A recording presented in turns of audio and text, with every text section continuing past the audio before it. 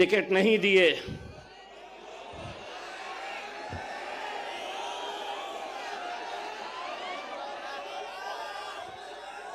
Ticket तो हमने इसे भी नहीं दिए, टिकट तो हमने कई लोगों को नहीं दिए। लेकिन क्या इसका मतलब यह है कि तुम इतने बड़े हो गए हो कि तुम अब मेरे कायद बैरिस्टर असदुद्दीन अवैसी और अकबरुद्दीन अवैसी के खिलाफ तुम महफिलें सजा रहे हो? तुम्हारी जबान खुलने से पहले यह सोच लिया करो कि इतने साल तक तुम्हारा हमारा एक रिश्ता था, अचानक एक ही दिन के अंदर टिकट नहीं तो इम्तियाज जलील बदमाश असदुद्दीन अवैसी इनके लिए काम करते हैं, उनके लिए काम करते हैं। इंशाअल्लाह औरंगाबाद की आवाम बताएगी, जो मजलिस के खिलाफ जाएगा अपनी जमानत भी बचा कर लेकर आ गया तो बहुत बड़ी बात समझ लेना। ये वो शहर है जिसने हिंदुस्तान को इत्तेहाद क्या होता है ये बताया। हिंदुस्तान के बाहर भी लोग औरंगाबाद की एक पहचान इत्तेहाद के नाम से जानते हैं मेरे भाइयों। और आज उसी इत्तेहाद को खत्म करने की कोशिश की जा रही है। पैसा भारतीय जनता पार्टी दे रही है। पैसा नासिर के खिलाफ एकनाथ शिंदे की तरफ से आ रहा है कि इनको खरीदो, इनके वोटों को तस्लीम करो, इनको बांटो। ये लोगों ने शायद मेरा डायलॉग सुना नहीं है। देवेंद्र फडणवीस, एकनाथ शिंदे, नरेंद्र मोदी बाजार में कुत्ते और बिल्लियों के बच्चे बिकते हैं, शेर के बच्चे बाजारों में बिकते नहीं हैं।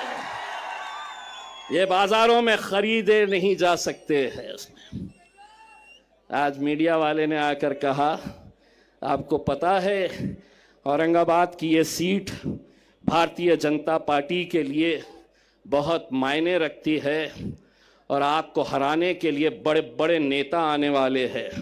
मैंने कहा कि 28 में से 3 लोगों के फॉर्म रिजेक्ट हो गए, 10 लोग वापस हो गए।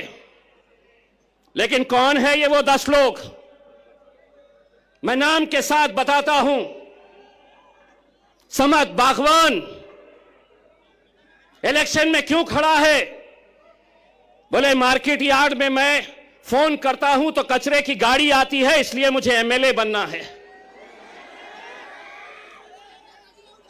मैं ऐसे लोगों को आपके सामने लाना इसलिए चाहता हूं कि कल 3 बजे तक जब वापस लेने का फॉर्म वापस लेने का वक्त था, मेरे लोग जा जाकर गिड़गिड़ा रहे थे। जानते हैं उस शख्स ने क्या जवाब दिया? अगर 5 लाख रुपए देंगे तो बैठता हूं, नहीं तो जल्दी बोलो, भाजपा वाले मुझे फोन कर रहे हैं इससे ज्यादा देने के लिए। ये दौर में हम आ गए हैं कि जहां कौम के 10-15 लोग पूरे लाखों लोगों की दलाली करने के लिए निकले हुए हैं। हर इलेक्शन के अंदर इलेक्शन को धंधा बना दिया गया है। बार बार 18 उम्मीदवार। मैं तो सलाम करता हूं एसडीपीआई के मेरे भाई कलीम को, जिसने खुद से कहा कि मैं बैठूंगा आपके लिए, कौम के लिए। कहां है? हाथ बताइए। मैं सलाम करता हूं ऐसे नौजवानों का।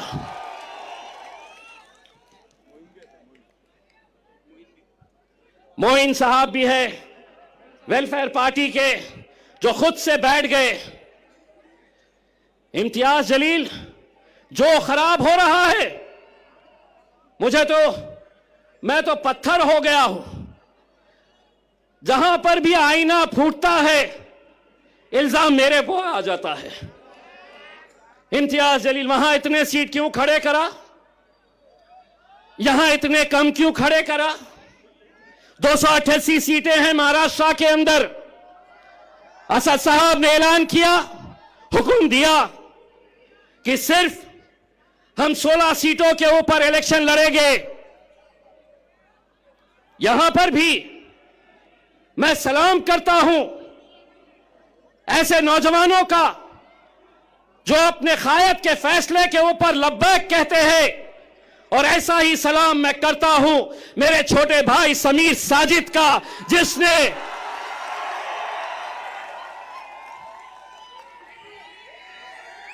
हां, समीर साजिद भी नाराज हुआ, उसे भी थोड़ा गुस्सा आया।